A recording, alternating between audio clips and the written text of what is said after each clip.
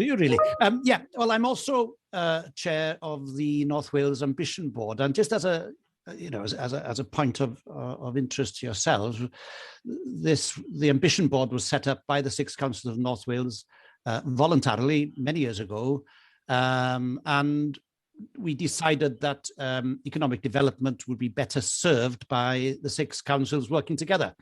Now, the new funds seem to go in an opposite direction to that, and certainly the element of competitiveness is, I think, not to be welcomed really, and it tends to go against existing arrangements. And I really do think, as far as dialogue with us is concerned, I'm not aware of any dialogue of how these funds are operated. And I really do think that whatever funding in the future comes from Westminster to Wales, and it's to be welcomed, of course,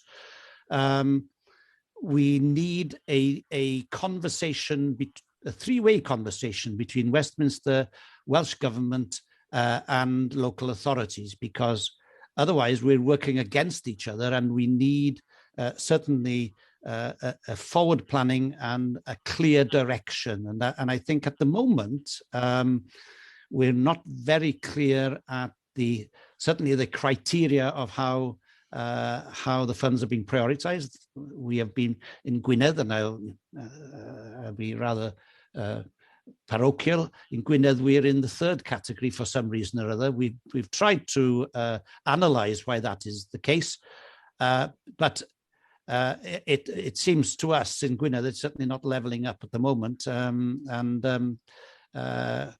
there is lack of clarity, and we need to understand how these funds are prioritised. And yes, we and I think further dialogue is essential, really, between Welsh Government, Westminster, and local governments.